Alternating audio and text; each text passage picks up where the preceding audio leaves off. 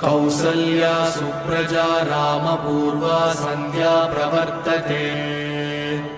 उत्तिष्ठ नरशार्दूल कर्तव्यं दैवमात्मिकम्। कौसल्या सुप्रजा रामपूर्वा सन्ध्या प्रवर्तते। उत्तिष्ठ नरशार्दूल कर्तव्यं दैवमात्मिकम्। उत्तिष्ठोत्तिष्ठ गोविन्द उत्तिष्ठ गरुडध्वज। उत्तिष्ठ कमलाकान्त त्रैलोक्यं मङ्गलं कुरु।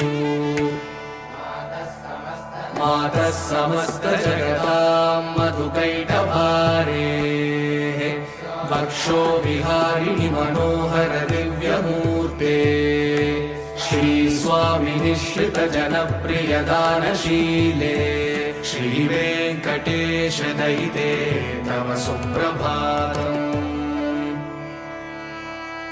तव सुप्रभातमरविन्दलोचने भवतु प्रसन्नमुखचन्द्रमण्डले।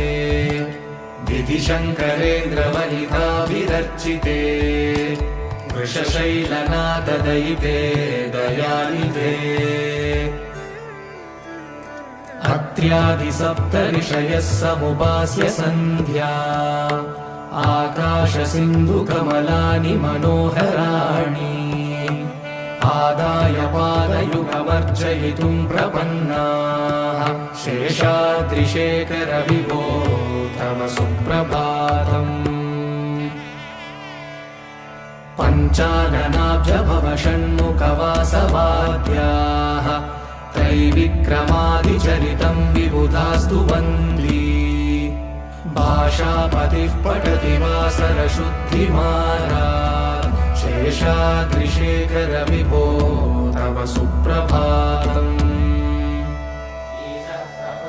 ईषत्प्रफुल्ल सरसीरुहनारिकेलफूगद्रुमादिसुमनोहर पालिकानाम् आवादिमन्दमनिलः सह दिव्यगन्धैः शेषाद्रिशेखर विभो तव सुप्रभातम्। उन्मील्यनेत्रयुगमुत्तमपञ्जरस्ताः पात्रावशिष्टकदलीफलपायसानि भुक्त्वा सलीलमतकेलिसुखाः पठन्ति शेषाद्रिशेखर विभो तव सुप्रभातम्। तन्त्री प्रकर्ष मधुरस्वनया विपञ्च गायत्यनन्तचरितं तव नारदोऽपि। भाषा समग्रमसकृत्करसाररम्यम् शेषाद्रिशेखर विभो तव सुप्रभातम्। भृङ्गावली च मकरन्दरसानुविद्धझङ्कारगीतनिनदैः सह सेवनाय निर्यात्युपान्तसरसी कमलोदरेभ्यः शेषाद्रिशेखर विभो तव सुप्रभातम्। योषागणेन वरदग्निविमत्यमाने घोषालयेषु दधिमन्थनतीव्रघोषाः रोषात् कलिं विदधते ककुपश्च कुम्भाः शेषाद्रिशेखर विभो तव सुप्रभातम्। पद्मेशमित्रशतपत्रकतालिवर्गाः हर्तुं श्रियं कुवलयस्य निजाङ्गलक्ष्म्या घेरे निनादमिव बिभ्रति तीव्रनादम् शेषाद्रिशेखर विभो तव सुप्रभातम्। श्रीमन्नभीष्टवरदाखिललोकबन्धो श्री श्रीनिवास जगदेकदयैकसिन्धो श्रीदेवतागृहभुजान्तर दिव्यमूर्ते श्रीवेङ्कटाचलपते तव सुप्रभातम्। श्रीमन्नभीष्टवरदाखिललोकबन्धो श्री श्रीनिवास जगदेकदयैकसिन्धो श्रीदेवतागृहभुजान्तरदिव्यमूर्ते श्रीवेङ्कटाचलपते तव सुप्रभातम्। श्रीस्वामी पुष्करिणिकाप्लवनिर्मलाङ्गाः श्रेयोतिनो हरविरिञ्च सनन्दनाद्याः द्वारे वसन्ति वरवेत्र हतोत्तमाङ्गाः श्रीवेङ्कटाचलपते तव सुप्रभातम्। श्रीशेषशैलगरुडाचलवेङ्कटाद्रिनारायणाद्रिवृषभाद्रिवृषाद्रिमुख्या आख्यां त्वदीयवसतेरनिशं वदन्ति श्रीवेङ्कटाचलपते तव सुप्रभातम्। सेवापरा शिवसुरेश कृशानुधर्म रक्षोऽम्बुनाथ पवमानधनादिनाथाः भद्राञ्जलिप्रविलसन्निजशीर्षदेशाः श्रीवेङ्कटाचलपते तव सुप्रभातम्।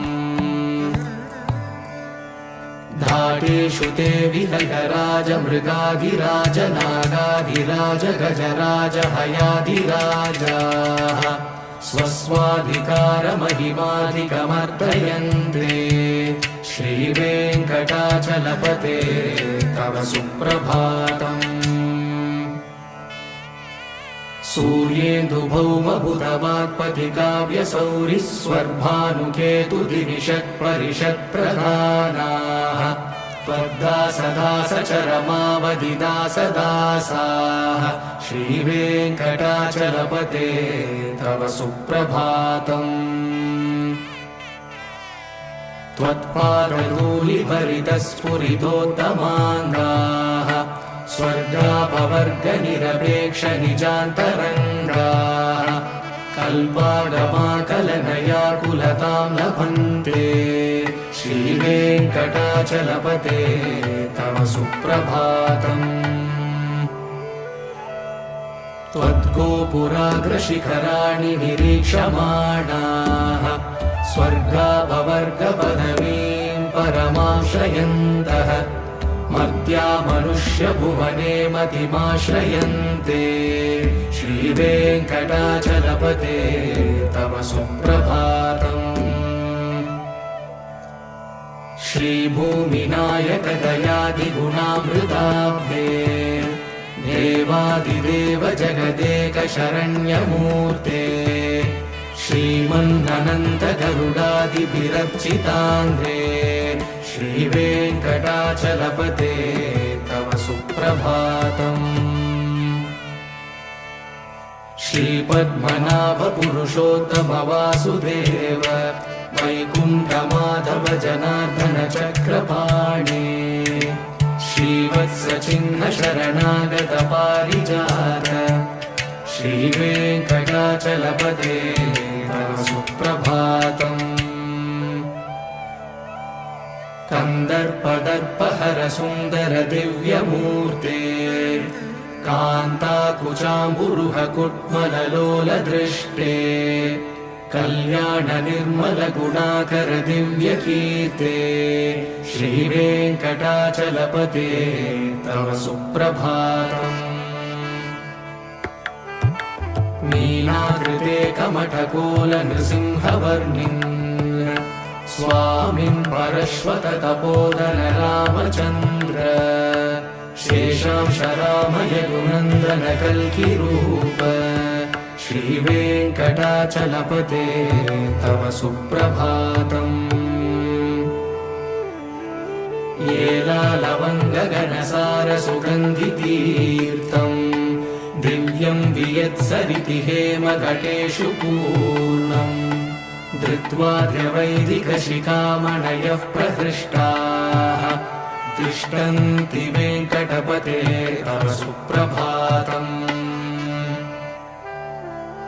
भास्वानुदेति विकचानि सरोरुहाणि सम्पूरयन्ति निनदैः ककुपो विहङ्गाः श्रीवैष्णवा सततमर्थितमङ्गलास्ते नामाश्रयन्ति तव वेङ्कटसुप्रभातम्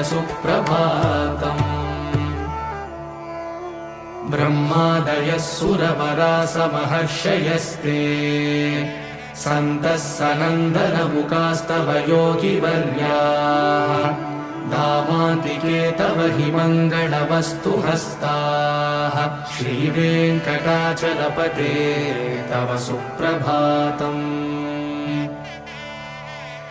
लक्ष्मीनिवास निरवध्य गुणैकसिन्धो संसारसागर समुत्तरणैकसेतो वेदान्तवेद्य निज वैभव भक्तभोग्य श्रीवेङ्कटाचलपते तव सुप्रभातम्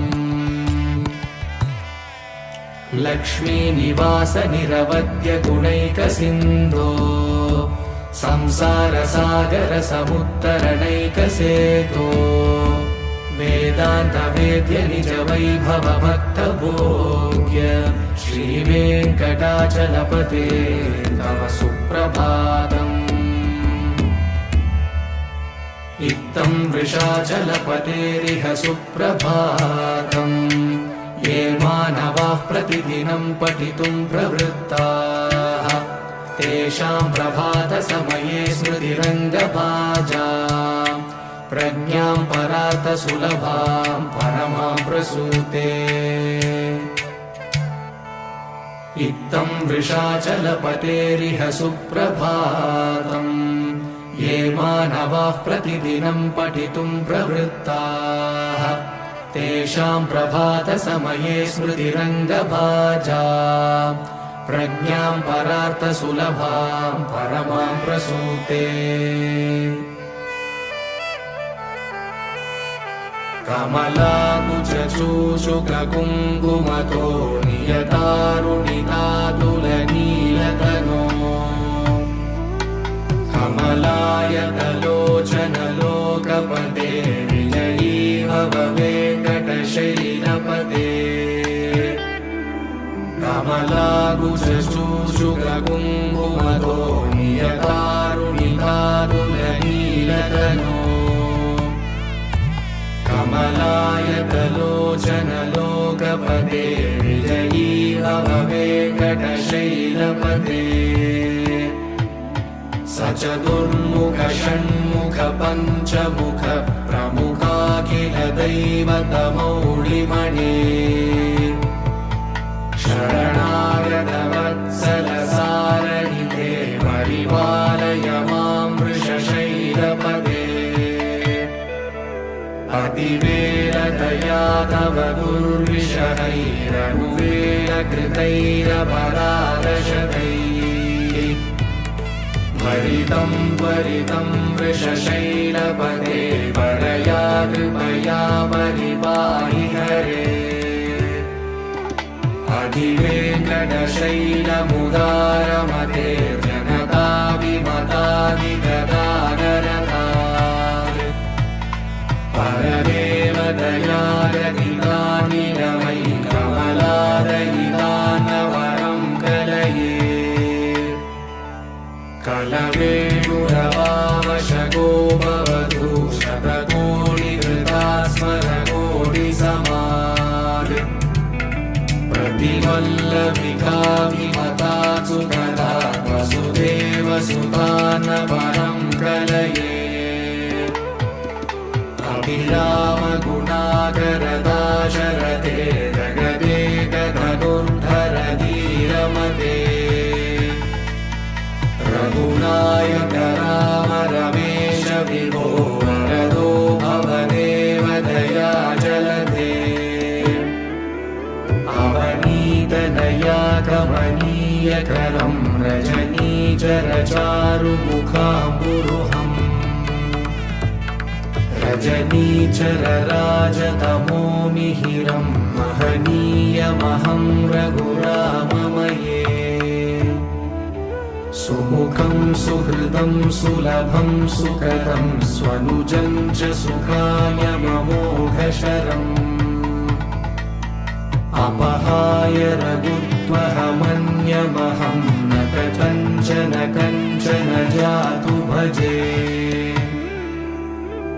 विना वेङ्कटेशं ननाथो ननाथः सदा वेङ्कटेशं स्मरामि स्मरामि। हरे वेङ्कटेश प्रसीद प्रसीद प्रियं वेङ्कटेश प्रयश्च प्रयश्च। विना वेङ्कटेशं ननाथो ननाथः सदा वेङ्कटेशं स्मरामि स्मरामि। हरे वेङ्कटेश प्रसीद प्रसीद प्रियं वेङ्कटेश प्रयश्च प्रयश्च। अहं दूरदृष्टे पदाम्बोजयुग्म प्रणामे च यागत्य सेवां करोमि। सकृत्सेवया नित्यसेवाफलं त्वं प्रयश्च प्रयश्च प्रभो वेङ्कटेश। अज्ञानिना मया दोषान् शेषान् विहितान् हरे क्षमस्वत्वं क्षमस्वत्वं शेषशैलशिखामणे। अज्ञानिना मया दोषान् शेषान् विहितान् हरे क्षमस्वत्वं क्षमस्वत्वं शेषशैलशिखामणे। ईशानां जगतोऽस्य वेङ्कटपतेर्विष्णोर्परां प्रेयसीं तत्वक्षस्थलनित्यवासरसिकां तक्षान्तिसंवर्धिनी। पद्मालङ्कृतपाणिपल्लवयुगां पद्मासनस्तां श्रियं वात्सल्यादिगुणोज्ज्वलां भगवतीं वन्दे जगन्मातरम्। ईशानां जगतोऽस्य वेङ्कटपतेर्विष्णोर्परां प्रेयसीं तत्वक्षस्थलनित्यवासरसिकां तक्षान्तिसंवर्धिनी। पद्मालङ्कृतपाणिपल्लवयुगां पद्मासनस्तां श्रियं वात्सल्यादिगुणोज्ज्वलां भगवतीं वन्दे जगन्मातरम्। श्रीमन्कृपाजलनिधे श्रितसर्वलोकः सर्वज्ञशक्तनथवत्सल सर्वशेषिन् स्वामिन् सुशीलसुलभाश्रितपारिजात श्रीवेङ्कटेश शरणौ शरणं प्रपद्ये। श्रीमन्कृपाजलनिधे श्रितसर्वलोकः सर्वज्ञशक्तनथवत्सल सर्वशेषिन् स्वामिन् सुशीलसुलभाश्रितपारिजात श्रीवेङ्कटेश शरणौ शरणं प्रपद्ये। आनूपुरार्पितसुजातसुगन्धिपुष्पसौरभ्यसौरभकरौ समसन्निवेशौ सौम्यौ सदानुभवनेऽपि नवानुभाव्यौ श्रीवेङ्कटेश शरणौ शरणं प्रपद्ये। सद्यो विकासि समुदित्वरसान्द्रनागसौरभ्यनिर्भरसरोरुहसाम्यवार्ताम् सम्यक्षु साहसपदेषु विलेखयन्तौ श्रीवेङ्कटेश शरणौ शरणं प्रपद्ये।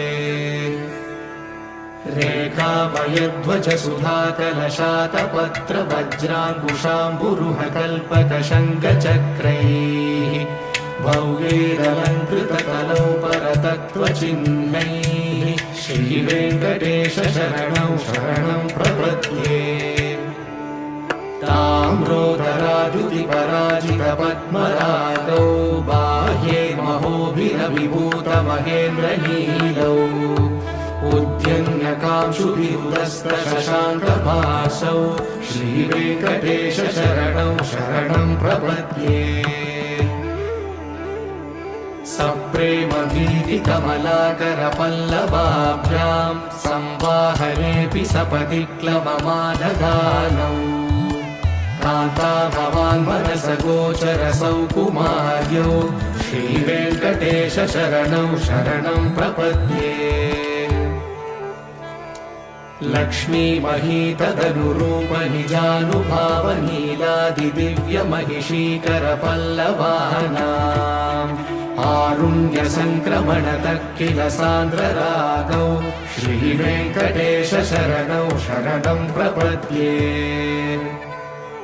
नित्यानमद्विति शिवादिकिरीटकोटिः प्रत्युक्तदीप्तनवरत्नमहः प्ररोहैः नीराजनाविधिमुदारमुपाददानौ श्रीवेङ्कटेश शरणौ शरणं प्रपद्ये विष्णो पदे परम इत्युदितः प्रशंसौ यौ मध्ववुत्स इति भोग्यतयाभ्युपातौ भूयस्ततेति तव पाणितलः प्रदिष्टौ श्रीवेङ्कटेश शरणौ शरणं प्रपद्ये